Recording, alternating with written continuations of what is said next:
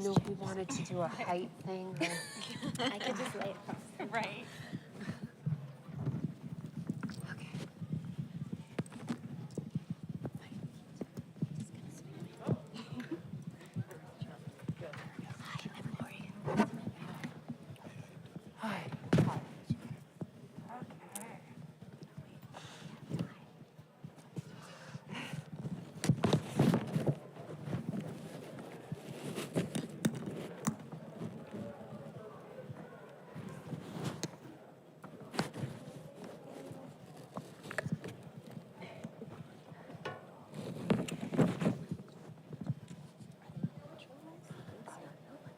Say something, and then we intro ourselves, or you intro us, whichever you want to do. Welcome, everyone. Thank you so much for joining us today for this panel. Our panel is called Coming of Age, Writing Youth, Identity, and the Search for Belonging. My name is Charnaie Gordon, and I am an author as well as an educator, and I will be moderating today's panel. I'm going to go ahead and let each author introduce themselves briefly, and then we'll get into our discussion. Starting with Hailey. Hi, thank you. Hi, I'm Hailey Piper. I write horror. Some of it appeals to different age ranges, different subgenres, different mixing with other genres. But I recently had a short story collection come out from Titan Books, Teenage Girls Can Be Demons, which is all 13 stories of coming of age horror. And yeah, that's my most recent book. Hi, I'm Lorien Lawrence. I teach 7th grade English down the street at Bedford. And I, I also am the author of 4 spooky middle grade books, so middle grade horror. My most recent, I think, is up here. Yep, Many Hauntings of the Manning Family, which is kind of like, I guess, The Conjuring for kids. How y'all doing? My name is Derrick Barnes. I'm the author of 22 titles. I'm a father of 4 amazing sons, husband, and I'm on tour right now. I think this is my millionth city, you know, and for the middle grade novel, The Incredibly Human Henson Blaze. Hi, I'm Charlie Jane Anders. My latest book is Lessons in Magic and Disaster, and it's about a queer family. It's not really for kids, but some people, I know some teens are reading it right now. It's about, you know, a queer family where the daughter is a trans woman and she's trying to help rescue her mother from depression by teaching her mother how to be a witch. And it's really about mother-daughter relationships and learning to understand each other better. Hi, I'm Dan Poblocki. I generally have been writing middle grade horror novels, ghostly mysteries for most of my career. I just had a picture book come out this summer called My Brother's Butt is Haunted, which has been a lot of fun to share with these little kids. It's a new audience for me. But I do have a middle grade novel coming out just on Tuesday that I co-wrote with my favorite drag queen from RuPaul's Drag Race named Eureka O'Hara. And she's also known for We're Here, the first 3 seasons of the HBO show. It's called Jackson Bright in the Spotlight, about a cisgender boy who wears a dress to school and promptly gets in trouble for that, and with his best friend who's non-binary, decides to join the local pageant, Little Miss pageant, as a secret drag queen. So, yeah, it's been fun. That's definitely a sort of a mix on a departure from the scary stuff I've been doing. Okay, great. Thanks, everyone. So I'm going to ask all of you questions about your books, and then at the end, I'm going to ask you some fun questions. So let's try to have some fun. All right, let's start with Hailey. Hailey, your recent book, A Game in Yellow. The title itself feels symbolic. Can you share a bit about what A Game in Yellow represents for you? Yes, this is a little awkward. That is a very adult book. Sorry. Okay, go ahead. Yeah, it's involving responsibility and communication and the control between people. That's not a coming of age book. That we had to move that on the table at the store, actually. Is it okay if I answer about Teenage Girls Can Be Demons instead? Yes, please. Okay. With Teenage Girls Can Be Demons, the title of that is drawn from one of the stories in the book, Benny Rose the Cannibal King, which is about these teenage girls in the late 80s who they are kind of doing this prank on a new girl in town, but it turns deadly when they find that the local folklore they're basing the prank on is a real people-eating ghost, essentially. But the title, and they find there's a bigger plot behind that, but the title comes from a point where the main character, Desiree, is really finding her power and not going to take this anymore. And it's like teenage girl, it's like how much people underestimate teenage girls, that teenage girls can do anything. Teenage girls can be demons. And so for me, that is a calling of power. That is a calling of like, we're not going to put up with this anymore because as I mentioned in the acknowledgement section of the collection, like teenage girls get blamed for everything. Your music's wrong, your fashion's wrong, everything you like is wrong, everything, the way you talk is wrong. And I'm just like, this is messed up. And I wanted there's the trope in slasher horror of the final girl, and like, I don't want final girl, I want final girls. I want a unit that can band together against things. Thank you. Derrick, the incredibly human Henson Blaze takes readers inside the life of a young athlete who's grappling with fame and self-worth. What was the spark that made you want to tell Henson's story? So in 2012, I created a story about these two brilliant black scientists. They were married. They were kidnapped by these creatures that live in the center of the earth. And the mother left behind enough clues for the son, their 13-year-old son, to find them. That book didn't get published, but I love that character so much. I don't know if you guys have done that. Characters from books that didn't get published. I took him out of that world. It was based in Philadelphia. And I kept him in a separate file, and I kept building his profile. 2014, great opportunity for me. I was really struggling, career-wise. And I was trying to get my teaching certification to teach, middle grade English. So I read pretty much every Newbery-winning novel, fell in love with Maniac McGee, and started world building for that character. And I was wondering, what would Maniac McGee be like if it was centered around an African-American boy? Later on that year, 2014, Tamir Rice, a 12-year-old boy in Cleveland, Ohio, was shot and killed by a police officer. He was out at a park playing with a toy gun, and just did my research, why would that, he showed up within a matter of seconds and killed this baby. So I was thinking, why would he see him the way we see spiders when we see spiders in our home or in our classrooms? So I did my research and found out that black boys and black girls are seen as being much older, 4 to 6 times older than they actually are when they go out in public. So what I did then was I thought about, when are black boys not seen as threats when they go out in public?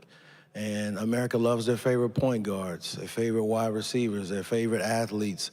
So I had my story. I made Henson this football star in this small fictional town in Mississippi called Great Mountain, Mississippi. And the people have been following him since he was playing Little League football. And there have been folklore and stories around the town about him not even being human. And something that happens to a kid that he really loves, and he decides not to fulfill that role that the townsfolk have for him. And those same people that loved him, they turn on him. And really it's just a study and focus on America's fascination with the black body, whether we're talking about labor or enslavement, entertainment. And I wrote this book for black boys because I have 4 sons. I have a son that plays college football, and I ask the kids when I go and do school visits, how many times have they watched a sporting event and heard the announcer say, this guy's a beast, or this guy's a monster. Like, all these terms are rooted in slavery to describe a black man and his physical presence as some type of monster or some type of creature. And I have a son that may play in the NFL next year, and I've never called him a monster or a beast. He's 21. He can still be silly and goofy and be sweet to his grandmother and to his mom. And he loves photography. He's a full and complete person. You know what I mean? So I've had fun. It's been really good for my soul to be out on the road and not really have my mind on a lot of the nonsense that's happening in the world and in this country, to actually sit and speak with young people about, humanity and about empathy. So I have 5 more cities left. I wish I had 50 more cities left, yeah. Okay, thank you so much. Lauren, am I saying? Lorien. Lorien, okay. The many hauntings of the Manning family blends scare with heart, and I think you did it in such a great way. What inspired this haunting family tale? It's inspired, well, it's kind of like 2 things. So in this book, it is 2 points of view, 2 twins who are famous on YouTube for their ghost hunting channel. I live in Connecticut. I grew up here, and I live really close to the Annabelle doll. Like, literally, she's down the street from me. So I grew up, like, hearing all these stories. I mean, I even went on Dan's podcast to talk about how the Warrens, but I was really interested in, like, well, if they come from this legacy of ghost hunters, what is that like for the kids? And that kind of launched this. So one of the twins doesn't want to be a ghost hunter anymore. She just wants to play soccer. And her brother is more like I was growing up, a people pleaser who is very anxious, doesn't really have high self-esteem, so he doesn't know what he wants, and he feels like he doesn't have a voice. So the sister agrees to go on one last haunt. However, it goes terribly, terribly wrong. And I kind of was interested in this idea of a legacy of, like, I see it all the time as a teacher of, kids, especially middle school kids, trying to figure out, like, how much of me is my parents telling me who I am, or society, or like you said, the nonsense that they're hearing and absorbing, and how much is just something that kind of happens organically. So I was just fascinated with that idea of, like, how young people become who they are, because I see it all the time as a 7th grade teacher of people trying to find their voice. Thank you. Charlie Jane. How do you capture the in-between space of adolescence so well, especially, like, for teenagers? And what kinds of messages do you hope that teens take away from, like, those stages of becoming? Yeah, I mean, like I said, full disclosure, Lessons in Magic and Disaster is really not a kid's book. I have met some teenagers who are reading it and appreciating it. And there are a few sections from the point of view of the mom looking back at her daughter growing up, which kind of capture that feeling of, like, I hope this kid is gonna be okay, but it's more from the mom's POV. It's really, I mean, in a way, it is a book about growing up, even though the main character is in her late 20s, because it's really about kind of learning to see your mom as a person. That's really the main thing that this book is about. And Jamie, the main character, she's in her late 20s, she's a PhD student, and she's a witch. And her mom has been really struggling for several years since some bad stuff happened. And she's trying to help her mom, but she doesn't really understand her mom. And a lot of the book, I mean, there's also stuff about, like, building a family, like both the mom, the backstory of the mom and how she got together with her wife, and the daughter and how she got together with her spouse, and, like, what their relationship is about. But, it's really a lot of the scenes that I worked really hard on in this book are these moments of, like, being with your mom and you're both adults, but on some level you're still a parent and child. And you can't it's really hard to see your mother clearly, even when you're both adults, because she's this mythological figure from your life. We blame our moms for so much, including stuff that our moms couldn't possibly be to blame for. I feel like we have a really complicated relationship with mothers and motherhood in this country. And the notion of just like learning to understand your mom and one of the things that's really big in this book is that we get flashbacks to how the kid, Jamie, was really troubled as a little child, and the mom helped her by giving her unconditional love. And kind of the answer in this book is that Jamie has to give unconditional love back to her mother now. Now that her mother is older, her mom is like 60, Jamie is, like I said, in her late 20s. Jamie really has to give that unconditional love back. And she can't do that until she really sees her mother as a person. So in a sense, it is about growing up. And I think most of us don't really stop growing up or coming of age when we reach quote unquote adulthood. So that's a theme that I love to explore, actually. Okay. Thank you. And Dan, it's great to see you again. Dan and I we saw each other just like 2 weeks ago at another book festival. Yes, we were sitting at adjacent tables. Yes. and admiring each other's picture books. Yes. And now you have a new book coming out, Jackson Bright and the Spotlight. Can you tell us the inspiration behind that story, please? Yeah, so it's really, it's my first collaboration, like full on, I've co-authored another book series before, but this is the first one with my name on the title with another person. And I really sort of let Eureka guide the ship. We had an idea for a book about a pageant. When we were pitching it to our editor, Emily, she actually was like, can we steer away from the idea of pageants and maybe have the kids trying to join a talent show or something. But we all know drag is about pageantry, and drag culture is about, so much of it can be about performing and competing in a pageant, and Eureka really wanted that aspect to remain, and we fought for that. And the main character of Jackson is this bold, brassy, big kid who is always being told, you're too much. And I feel like I related to that in a lot of ways. I know Eureka relates to that in a lot of ways.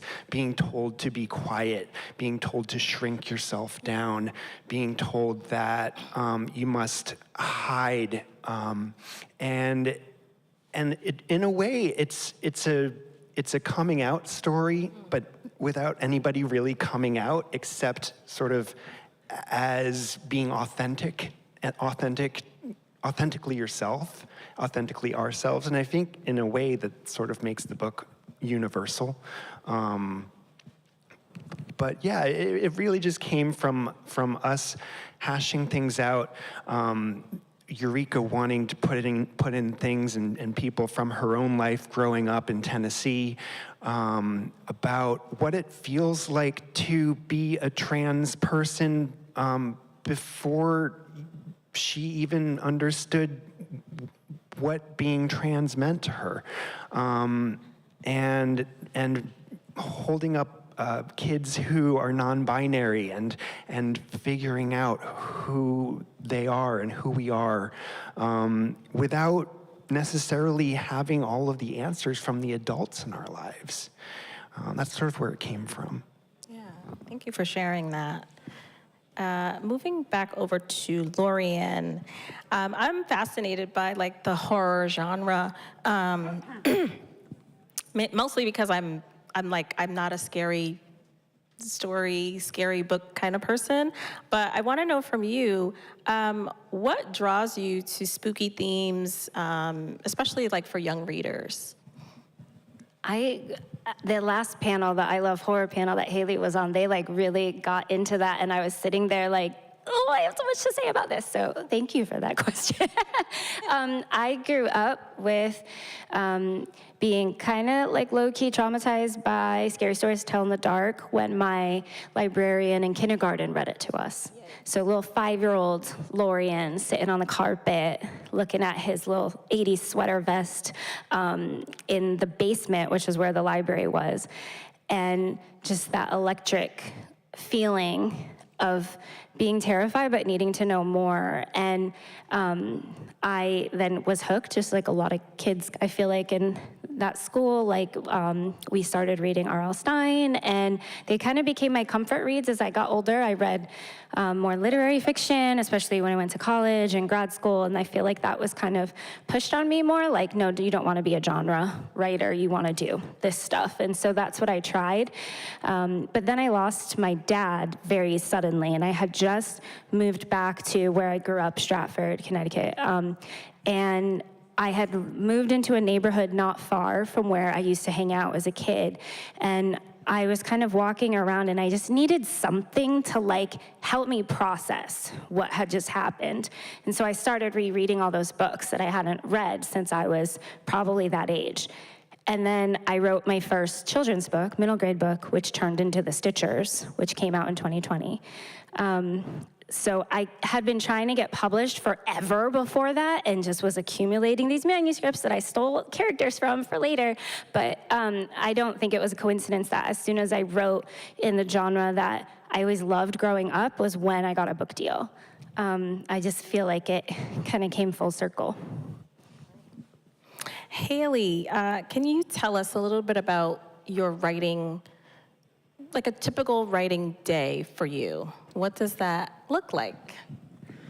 So sitting down at the computer is a weird thing because you hear these stories about like the blank file, the empty page, and I'm like, I don't really have that because like, I think one of the important parts of writing happens when you're just kind of living and just kind of wandering around and daydreaming. So like when something occurs to me, I just jot it down, and when I'm working on some like a story or a book or something, I'm pulling a lot of those little pieces that I'm like, oh, okay, those connect. Oh, that has to do with this character. Like a lot of discovering what those thoughts were for after the fact. So usually when I'm sitting down to write, I've got all these little bits and pieces that I'm like turning those like little thought fragments into character arcs or into paragraphs or into pages and things. So by the time it's like sit down at the computer, it's a lot of like, okay, let's just go. As long as you can tear yourself away from social media and that kind of, and your phone and that kind of stuff. But yeah, I'm usually thinking about where I am with a character, where I am with, the mood, like the atmosphere, because writing horror, atmosphere is very important. So I try to get myself in the right headspace. I prefer to write in the morning because if I write at night, I end up scaring myself.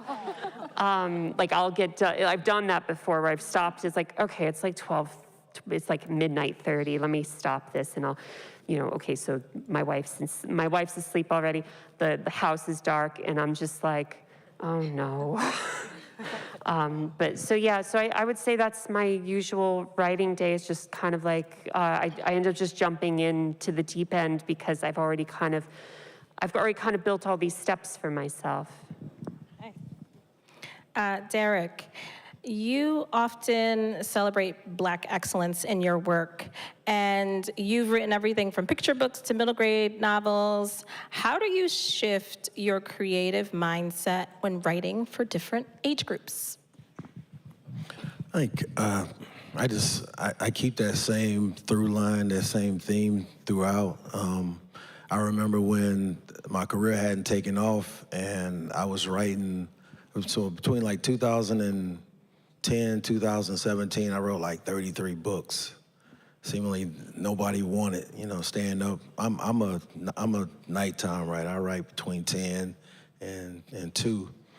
And I remember my agent telling me, you have to focus on one genre, one age group so people know where to find you. And I was like, I want the whole family to find me, you know? So when they show up now at this stage of my career, I have something for everybody. If they have a baby that's 4 years old, is about to start kindergarten, it's King of Kindergarten.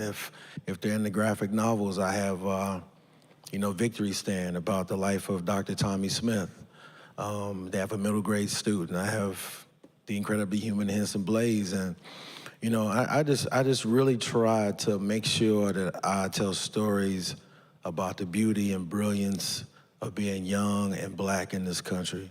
And also just making sure from a craft standpoint that anybody can open up the book and see themselves. I tell the story all the time. I was on tour like 2 years ago, and I was in Milwaukee, and the driver took me to the wrong school. So I had to wait by the door for him to come back around.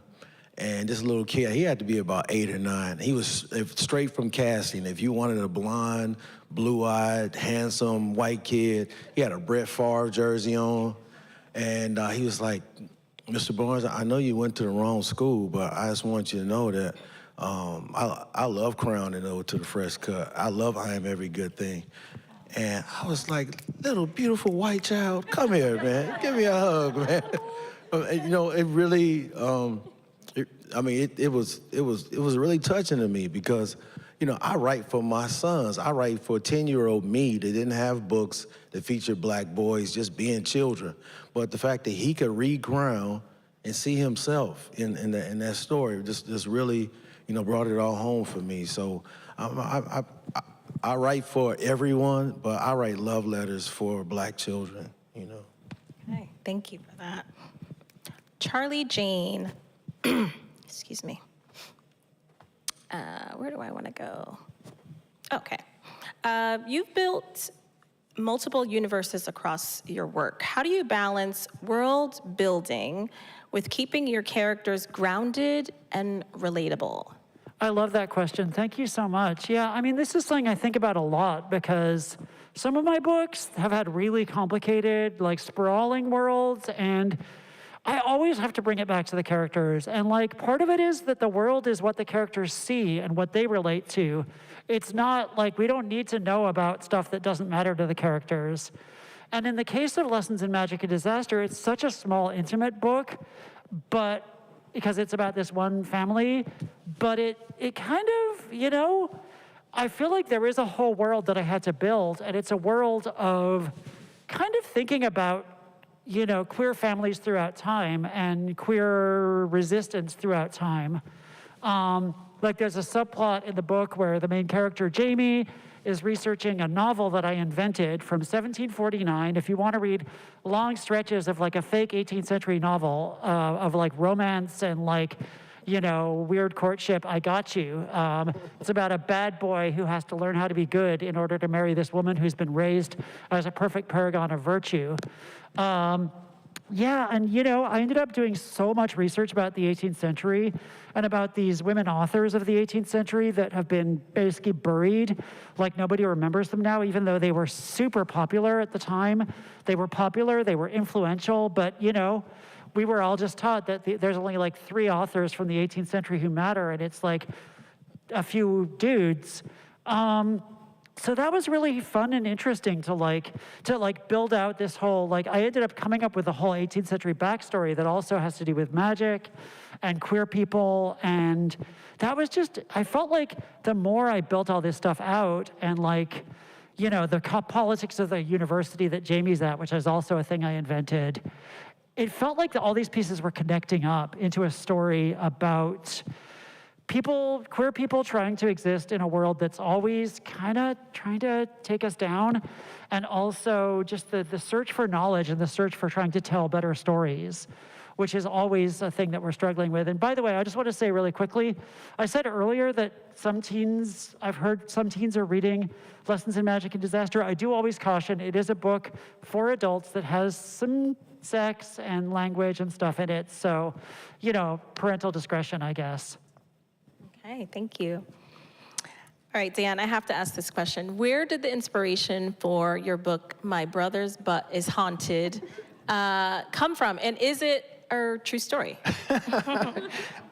So Such a great title. At the Chappaqua Book Festival, I was lucky enough, my sister brought her family and a bunch of their friends to my table, and my sister stood in front of the whole crowd and turned to them and was like, "This book is based on a true story. I'm his sister," and yeah, it kind of is.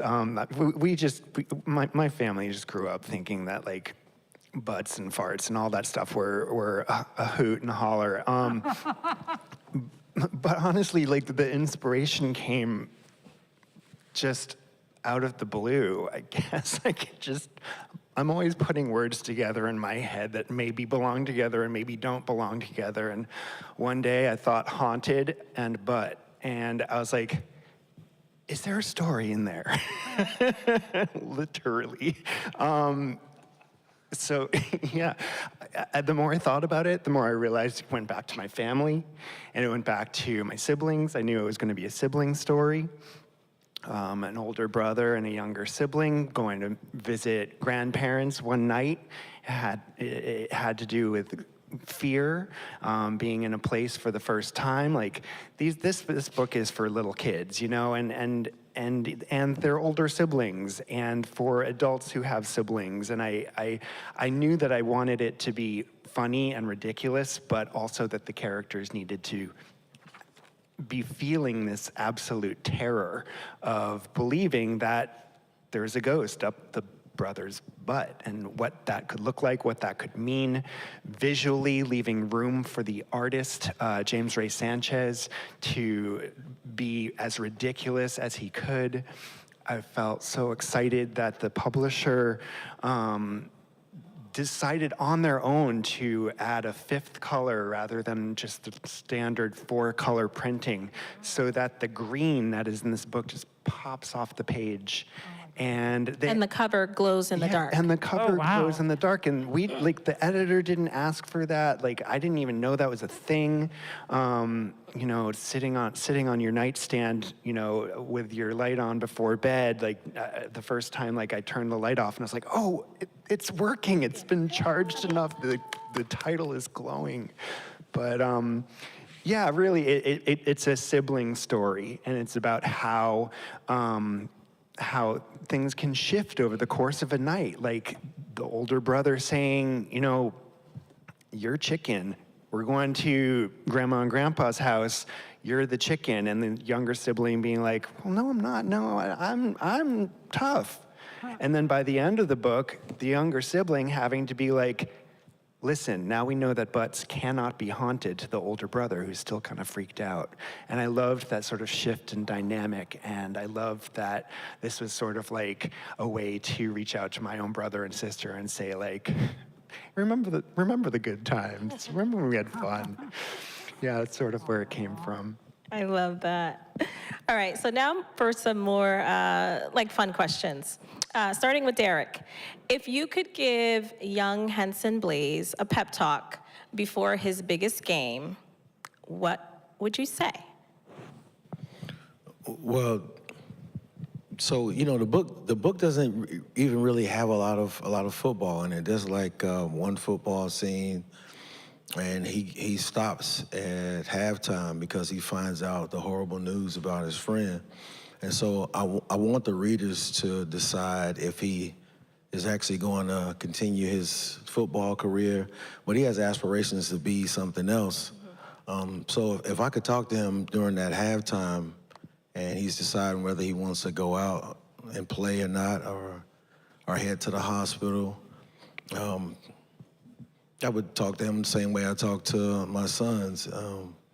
And they've all played sports, and if you have children that play sports, some very expletive, latent conversation and pep talk I have with them, dad and, you know, father and son type talk. But I would tell him just to be true to himself. Like, you're gonna have to live, you know, with the decisions that you make, and whether you go out and play ball or you decide not to play, I want you to go all out and don't leave anything out there. Just give your all, whether it be a football game or life. You know what I mean? So. Okay, thank you. All right, now I want to go to each of you, and it's the same question for all of you. Can you tell us something that's currently bringing you hope, joy, or comfort? And it could be inside or outside of your writing life. We are living in very interesting times right now, so I just want to know, like, what's bringing you joy, hope, or comfort right now? Starting with Hailey, do you want to start and just go down? Sorry. Sure. We're all looking at each other like, Yeah. who? I think right now what's giving me hope is seeing people being there for each other against these difficult and, outlandish times. People who understand that the real work of this is not the grandiosity you might see in movies where there's like a, I don't know, sky laser or whatever, but in just the sense of like taking care of each other, and the emphasis on that, I think, is the most important thing right now. I mean, it's nice to see, it's gone now, but it was really nice to see that many people turn up in Westport, and I know they're happening around the country.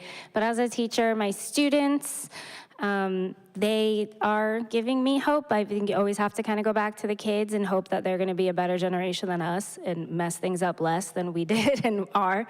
And I'm seeing a lot of kindness this year, and that is needed, and it's hopeful. It's a couple of things giving me hope. Obviously, like I was saying, just being on tour, going across the country, and having very intimate conversations with young people about, humanity. But also, if you study history, when the world has seen, regimes like this before, and they have been much more organized, more intelligent.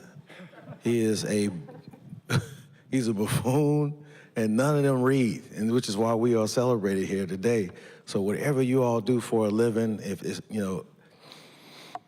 especially if you have daily contact with human beings, just continue to lean into what you do and just lean into being a good person. And it has brought me so much joy to not doom scroll and not look at the news and just really focus in on human beings and what I can do to make people's lives better.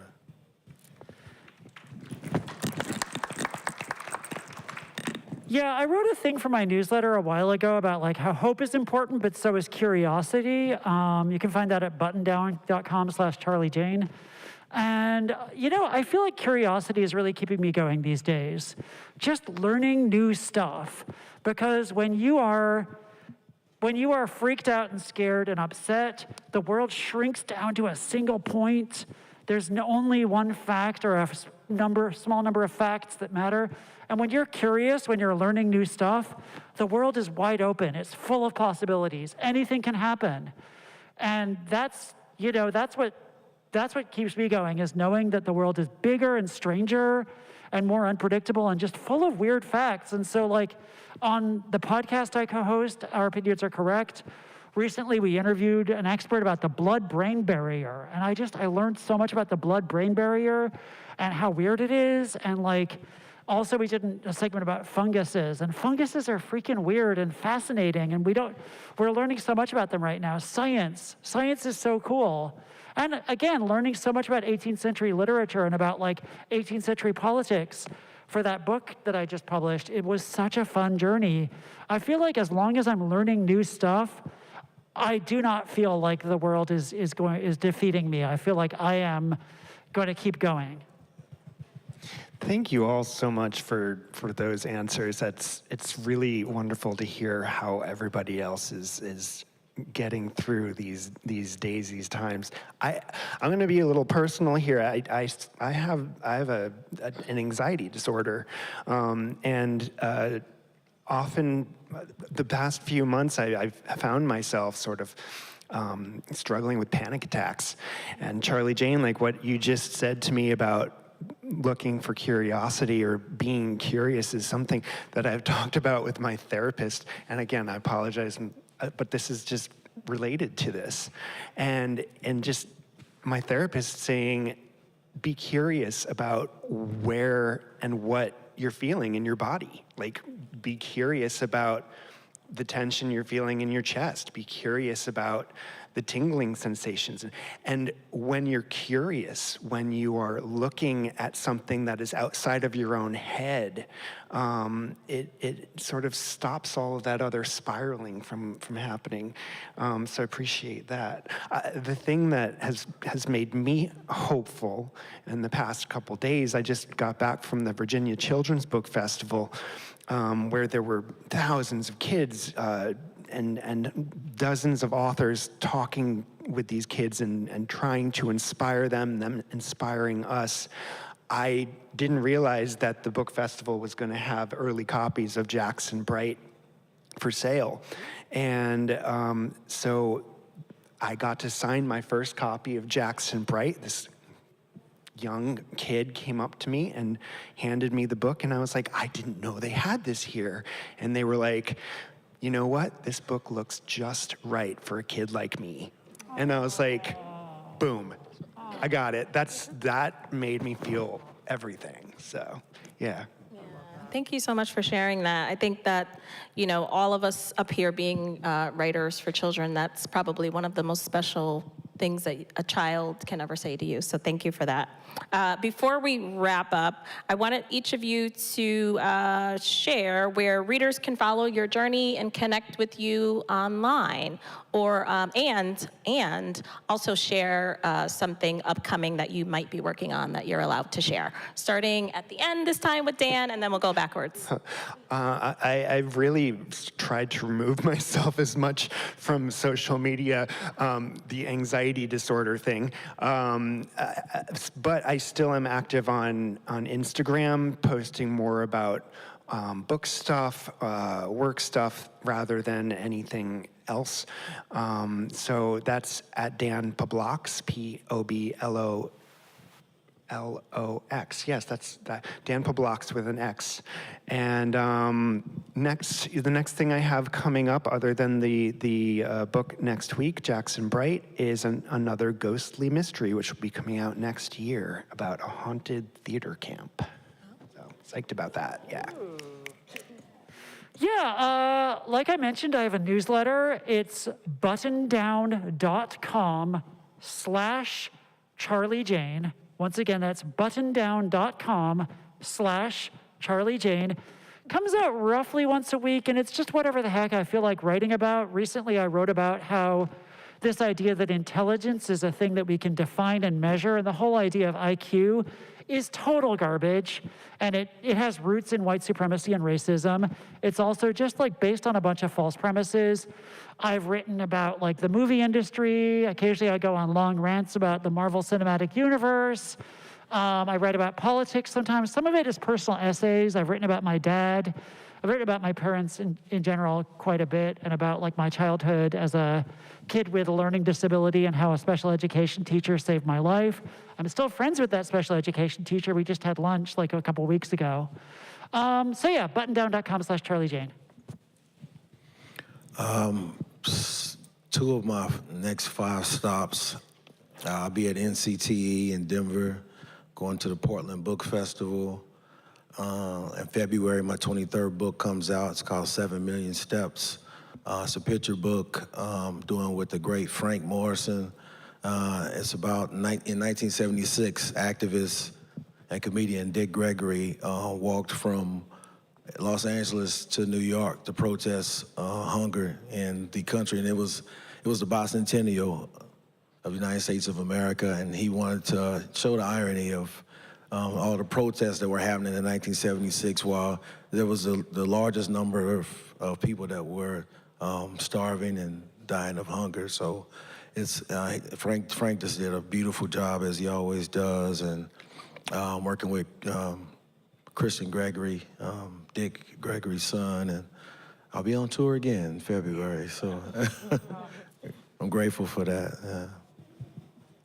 I have 2 books that are not scary, which Look at that. They come out in 2027, so I'm on 2 deadlines like this second. One is a thriller, a middle grade thriller set at a hockey camp where something starts to happen to the coaches.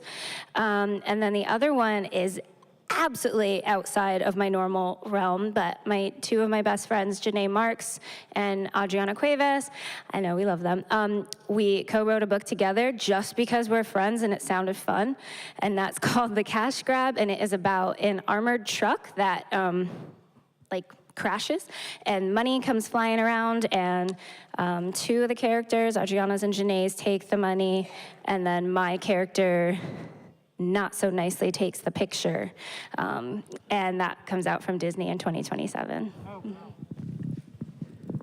You can find me on Blue Sky and Instagram at Hailey Piper Fights, and my website is haileypiper.com. As far as what's ahead next year, my next Titan novel comes out. This movie doesn't end the way we want.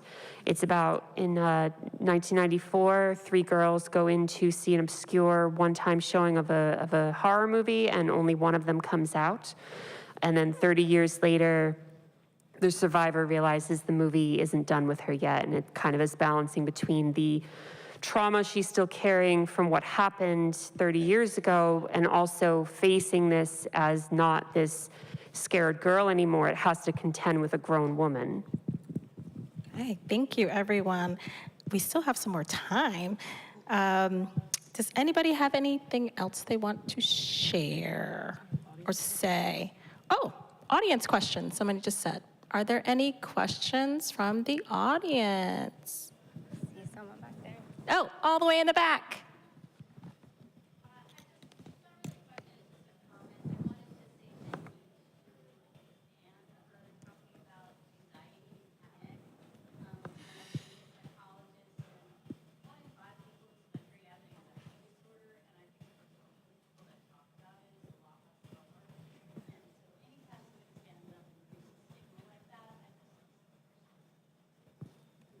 Well, thank you. Yeah, I feel like a lot of us are probably anxious right now. It's an anxiety-producing time. And yeah, I mean, I feel like that's part of what I love about horror. I feel like horror is really good for talking about that anxiety and kind of manifesting it in a way. I try to deal with it a lot in my work. I feel like it's a thing right now, for sure. Thank you.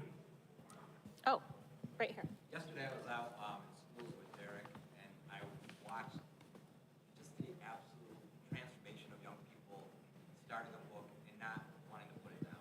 Yeah. And I was thinking about I'm an English teacher too, we are, and how we know the books that kids want to read and the kids choose to read are being banned across this country. And I'm looking at Derrick's shirt right now, and I want to start asking Derrick first, but then I want to hear from everybody else. What can those of us who educate in our classrooms do to fight against this very un-American practice that is occurring right now? And how have you been working against that or to counterattack? Yeah, so y'all know how much I love y'all, English educators, media specialists, independent bookstore owners. The fight has come to all of you all. I can only speak from my own experience. It just really angers me, again, to have people want to ban books about truth, about other people's lives, about real history that's happened, and they haven't read the book. They don't read on a regular basis. I had, in 2023, I had a whole week long full of school visits canceled in the suburb in, Birmingham. And I had 3 kids in college, man. So that was a nice check. So I was hurt. I called Jerry Kraft, talked to him about it because he had school visits planned in Texas. And I'm not one of those people that you're just gonna come after. And I was down for like a day, and I said, man, I'm going after these people, man. So superintendent said it was a parent that complained about my picture book, I Am Every Good Thing, which I don't know what you could complain about. It was a list of things that we love about our children. So I was like, I don't see this parent, but I see you all the time, this superintendent. So I reached out to every media outlet in Birmingham, television station, newspaper, radio. I wanted to be visible. I called this guy out. I'm like, I want to debate with you. And I want you to tell me to my face what you don't like about I Am Every Good Thing. He never did answer. He got fired like 3 months later, and I Am Every Good Thing was back on the New York Times bestsellers list. So if you ban one of my books, I will show up to one of your school board meetings, and I will come to your city, and I will be on every media outlet. I don't even like to accept the phrase or the term of one of my books being banned, because I write to open up the minds of young people across this planet. And I love children. When, again, going back to that, that Milwaukee story, I really take my role as a father is the most important job that I have been given. And when I speak, I've been in front of every socioeconomic level, every ethnicity, every religion. And when I see those children, I see my children. I know there's somebody at work that cares about those babies. And I may be the most positive voice from an adult that they hear from all day. And I am very serious about that. So the fact that you want to ban me from coming to your schools, no, I'm not gonna lay down about that. I'm not gonna be in my feelings or be afraid. I am coming after you if you come after me. And that's just how I handle it. I just want to say something really quickly, especially to the educators in the room. It's all the same fight. The same people who are trying to ban books right now are trying to defund local journalism. They're trying to defund local universities. They're trying to defund schools. They're trying to like destroy public education in this country. They're trying to take apart every aspect of the humanities, of the tools that we use to make sense of the world. It's all one fight. So if you are defending education, you are part of the same fight as the fight to stop books from being banned. And I salute anybody who's out there in the trenches. I salute librarians who are in this fight. I support teachers who are in this fight. Y'all are my heroes. It is a tough fight, but we have to win it. Thank you. Thank you, everyone. Oh, we do have to wrap up. We have is it a quick question or a comment? Okay.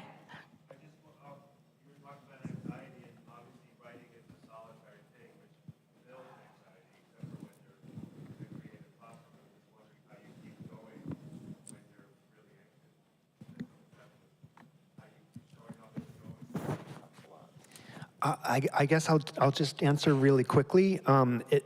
It's funny that you asked that question, because I've really struggled with my writing over the past 13 or so months. Generally, I would just get my butt in the chair, put on a word count goal for the day, and just go. And my brain has not allowed me to do that lately. I've been talking with a lot of other people here. I know Ellen Datlow last night was saying, some of the authors that she's been editing have been struggling to get stories to her on time.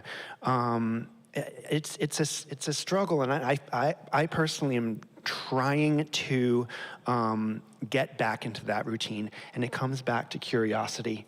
And it comes back to taking the pressure off of myself for selling the next thing.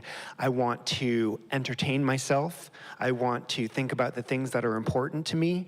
And these are the ways that I think that I can work through. And I hope all of us can work through our anxieties by just being curious and trying to make something that is beautiful. Thank you. Thank you so much, everyone. Thank you.